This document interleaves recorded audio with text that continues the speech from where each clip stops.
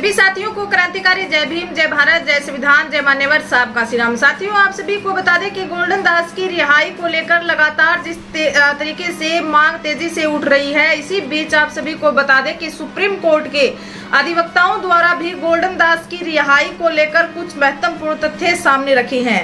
इसी बीच आप सभी को बता दें कि सुप्रीम कोर्ट के अधिवक्ता भानु प्रताप जी की तरफ से और महमूद प्राचा की तरफ से गोल्डन दास की रिहाई को लेकर जिस तरीके की प्रतिक्रिया उन्होंने दी है और साथ में बिहार पुलिस प्रशासन पर जो उन्होंने सवाल उठाने का काम किया और जिस तरीके से प्रेजेंट के अंदर जो हालात चल रहे हैं, जिस तरीके से महिलाओं पर जो एट्रोसिटी बढ़ रही है, दलित वंचित समाज पर जो एट्रोसिटी बढ़ रही है, उन तमाम बातों पर गोल्डन दास की रिहाई को लेकर और जिस तरीके से रूपा कांड के ऊपर जो पुलिस प्रशासन की कार्रवाई रही, उसको लेकर सुप्रीम कोर्ट के अधिवक्ताओं ने लाइव में आकर सभी बातों और तथ्यों का खुलासा किया। चांदराम जी हैं जो चांद बौद्ध जी के नाम से भी जाने जाते हैं, उन्हीं के माध्यम से मुझे गोल्डन भाई के विषय में ये सारी चीजें पता लगी। उसके बाद मैंने फिर सारा सोशल मीडिया खंगाला, उससे सारी जानकारी मुझे मिली और आज आप लोग यहाँ प्रदर्शन कर रहे हैं। मेरी शुभकामनाएं, मेरा साथ आपके साथ कि आपका जो आंदोलन है वो सफल हो और गोल्डन भाई को हम लोग कानून के पंजे से रिहा कराने में सफल हो। देखिए, मैंने जो देखा है, जो मेरी जानकारी में है, वो बिल्कुल साफ है कि जो मुजफ्फरपुर में वो हुआ सब कुछ, सारा कांड, और जिसके बाद गोल्डन भाई अपनी पूरी टीम के साथ वहां पर गए, उन्होंने बात रखी और उसके बाद आरोप लगाया कि वहां पे घरों में लूटपाट की गई, तोड़ताड़ की गई। और जो वीडियो दिख रही हैं, उन वीडियो में पुलिस को तोड़ते हुए दिखाया है, वाहनों को तोड़ते हुए। वो बहुत साफ है, वीडियो सबको देख सकता है, सोशल मीडिया पे पड़ी है। और वो जो कह रहे हैं पुलिस वाले कि इन्होंने उकसाने वाला भाषण दिया, तो अभी तक जहां तक मेरी जानकारी है, कोई भी ऐसा भाषण पुलिस ने सार्वजनिक नहीं किया, सोशल मीडिया पे नहीं डाला, जिससे पता लगे कि उन्होंने वहां लोगों को भड़काया और उसके बाद में वहां पर हिंसा हुई। ऐसा कोई वीडियो नहीं। अब पुलिस के पास अपने पास हो और वो दिखा नहीं रही हो, या कुछ लोगों के पास हो वो दिखा नहीं रहे हो, इसका मैं नहीं कह सकता। पर पुलिस जब इतना सब कुछ कर रही है, तो वो वीडियो जो सीधे सीधे उनके खिलाफ है, उसे दिखाने में क्या दिक्कत है? और अगर वो वीडियो हम में से किसी के सामने नहीं आ रही, तो इसका मतलब साफ है कि ऐसी कोई वीडियो है नहीं, ऐसा कोई भाषण उकसावे वाला उनका है नहीं। लेकिन साजिश के तहत एक व्यक्ति जो बिहार में समाज की लड़ाई पूरी निडरता से लड़ रहा है, उस व्यक्ति को फंसाने की कोशिश की गई। जो आवाज वहां उठाई गई, वो आवाज बहुत साफ थी कि जो उस रूपा जो है लड़की जिसका रेप हुआ, कत्ल हुआ, उसके संबंध में जो सबूत हैं उनको मिटाया गया। और वो सबूत वाकई में मैं विश्वास के साथ कह सकता हूं कि ये बात की पूरी संभावना है कि सबूत मिटाए गए हैं। क्यों? अगर आप देखेंगे तो वहां वीडियो उस परिवार की जो लड़की है, जिस परिवार की वो लड़की है, उसकी माँ की, उसकी बहन की, उन लोगों की वीडियो है, और साथ में है कि उसके लड़की के यहाँ सर पे चोट है और गर्दन पे चोट है, यही से बताया गया। देखिए, SC/ST एक्ट के अंतर्गत अब बाकायदा कोर्ट का आदेश है, सुप्रीम कोर्ट का आदेश है कि जो भी इन्वेस्टिगेशन होगी, आप सब लोग भी इस बात को ध्यान रखें, जितनी भी इन्वेस्टिगेशन होगी, उस पूरी इन्वेस्टिगेशन की वीडियोग्राफी होगी, इन्वेस्टिगेशन की। और उसके बाद जब कोर्ट में केस चलेगा, तो उस केस की भी पूरी वीडियोग्राफी होगी। क्या पुलिस ने ऐसा काम किया? नहीं किया। लाश जहां पर थी वहीं से वीडियोग्राफी शुरू होनी थी, और उसके बाद में जहां तक वो गई, पोस्टमार्टम भी पूरा उसकी वीडियोग्राफी होनी थी, जो कहीं नहीं है। जो इस बात का पक्का सबूत है कि सबूतों को मिटाया गया। और पोस्टमार्टम रिपोर्ट है, उस रिपोर्ट को मैनिपुलेट किया गया, डॉक्टर के माध्यम से मिलकर पुलिस ने मैनिपुलेट किया है। और क्योंकि एक व्यक्ति जो आवाज उठा रहा है लगातार, वो व्यक्ति जो 30 थानों में, वहां के बिहार के 30 थानों में ताला लगवा चुका है और पुलिस के लिए एक तरह से सरदर्द बना हुआ है, पुलिस के नाक में दम जिसने कर रखा है, उस व्यक्ति को कैसे काबू में ले हैं? तो ये सारा षड्यंत्र उसके तहत हुआ है, ऐसा मुझे पक्का विश्वास रखता है। तो मेरा आपसे साथियों, आपसे भी कहना है, जो साथी हैं, जो भाई हमारे जिन्होंने मुझे सूचना दी, भाई चांद बौद्ध जी और जितने भी साथी हैं, देखिए आप लोग भी इस लड़ाई को जिस तरह से लड़नी चाहिए, मैं विश्वास के साथ कह सकता हूं, लड़ नहीं रहे। शायद आपको पता भी नहीं है कि ये लड़ाई कैसे लड़ी जाए। जब कानूनी लड़ाई शुरू होती है तो उसको फिर कानूनी तरीके से लड़ना पड़ता है। जैसा वीडियो है उसमें मैं मान सकता हूं कि गोल्डन को सारी चीजें पता है, कि कानून के विषय में पता है, सेक्शन के विषय में पता है, पर कानून केवल सेक्शन नहीं है, इससे अलग भी बहुत सी चीजें हैं।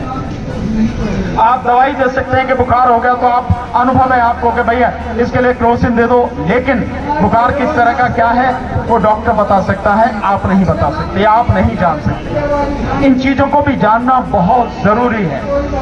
ये लड़ाई अब कानून की लड़ाई बन चुकी है।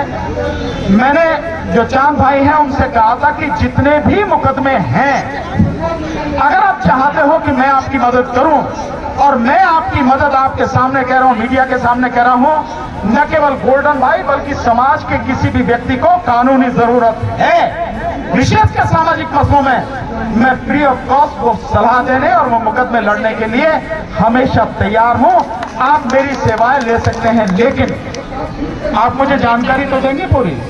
आपने मुझे कोई जानकारी नहीं, आपने केवल 10-12 किस्सों जो केस है उनकी रिपोर्ट दे दी, और वो भी मुझे वो रिपोर्ट भेजी है जो पुलिस भेज रही है, पुलिस ने जो रिपोर्ट दी है।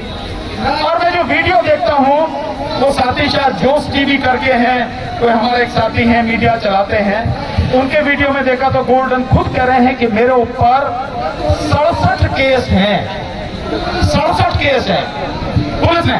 आप इससे चिंता मत कीजिए कि 67 केस में तो कोई अपराधी हो जाता, मैं जानता हूं पुलिस कैसे अपराधी बनाती है, मैं फौजदारी का वकील हूं, बहुत अच्छी तरह जानता हूं। ये सब केस लगा दिए जाते हैं, एक ही उससे जो 10 केस 50 केस बना दिए जाते हैं। जब राहुल गांधी पे 20 केस बन सकते हैं तो गोल्डन पर 67 केस तो हो ही सकते हैं, तो ऐसी कोई बात नहीं, इनसे घबराने की जरूरत नहीं। करने की जरूरत ये है उन तमाम जो मुकदमे हैं, उन मुकदमों की पूरी FIR चार्जशीट सारी की सारी आप हमें उपलब्ध कराएं, ताकि हम आपको कानूनी रास्ता बता सकें, आपको कानूनी मदद कर सकें। अगर आप वो सारी चीजें हमें नहीं देंगे तो हमें पता नहीं लगेगा कि सारी चीजों में पुलिस की जो है गड़बड़ियां क्या है और पुलिस ने किस तरह से ये सब कुछ झूठा केस बनाया। मैं आपसे यहां भी कह रहा हूं, मैंने तब भी कहा था, अभी तक आपने मुझे वो उपलब्ध नहीं कराया। मैं कह रहा हूं आपसे, सारे केस 67 केस है तो सबकी FIR, सब में जिसमें चार्जशीट फाइल हुई है वो किस किस में जेल, क्योंकि 19 बार जेल की बात गोल्डन भाई ने की। और दूसरा एक मैं आपको सलाह दूंगा, जो आप प्रदर्शन कर रहे हैं, प्रदर्शन की तरह होना चाहिए, उसकी एक आवाज, उसकी एक ताकत दिखनी चाहिए। जैसा आप मुझे कह रहे थे वैसा नजर नहीं आ रहा, इन सारी चीजों को ध्यान में रखिए। दूसरा, एक बड़े और मजबूत प्रदर्शन की तैयारी कीजिए, ये मेरी अपनी सलाह है, आप माने तो ना माने तो, और वो कीजिए आप बिहार में, क्योंकि बिहार में बहुत लोग उनके साथ में हैं।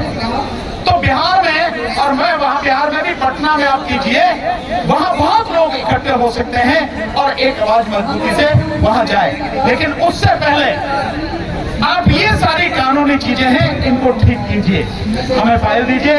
और एक और साथी हैं, एडवोकेट हैं, मैं नाम नहीं जानता, लेकिन मैंने उनको वीडियो देखा है उनका, और शायद पटना हाईकोर्ट में वो सब करते हैं, और वो कह रहे हैं कि गोल्डन का कोई कसूर नहीं है, पुलिस ने सब कुछ झूठा बनाया है, जिन जिन सबूतों की है वो सबूत कुछ नहीं है, और सबूतों को मिटाया गया। और उन्होंने कहा है कि अगर गोल्डन की टीम के साथी हमसे संपर्क करेंगे तो हम हर तरह की मदद उन्हें करने को तैयार हैं।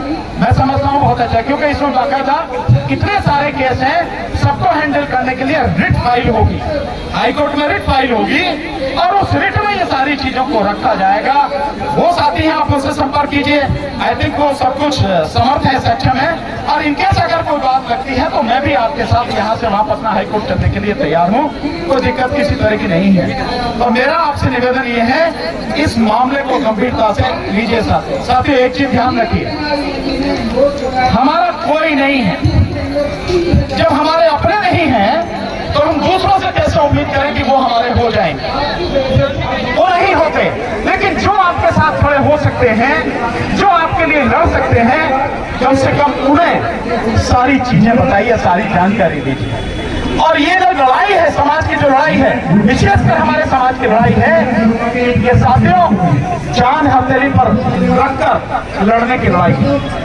मुझे मालूम है, जो वीडियो मैंने देखा है कि पुलिस ने जो गोल्डन से कहलवाया है, जो शब्द मैं यहाँ दोहराना नहीं चाहता, जो कहलवाया है, वो मैं जानता हूँ किस मारपीट के बाद, किस दबाव के बाद, कितना टॉर्चर करने के बाद वो सब कुछ कहलवाया है। और मेरा एक निवेदन है, ये बात मेरी पहुंचाइए वहां तक, और आप सबसे भी, वीर सावरकर बनने की जरूरत नहीं है।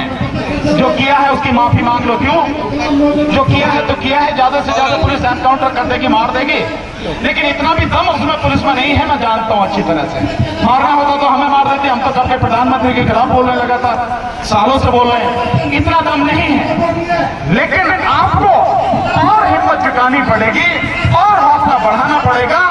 केवल आप अपने लिए नहीं, जब समाज के लिए जी रहे हैं तो आपकी आवाज, आपका हर काम, आपका हर तरीका ऐसा होना चाहिए जिससे समाज के अंदर से डर भागे, डर मिटे, हौसला बढ़े और समाज अपनी लड़ाई लड़ने के लिए तैयार हो जाए, खुद खड़ा हो जाए।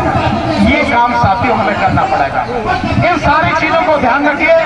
मैं आपके साथ कल भी था, मैं आपके साथ आज भी हूं, और जब तक साथ चलती है मैं समाज के साथ या उन दबे कुचले लोगों के साथ, या जिनकी आवाज उठाने में किसी को डर लगता है और वो न्याय की आवाज है, ईमानदारी की आवाज है, हमेशा उनके साथ में हूं, हमेशा साथ में रहूंगा।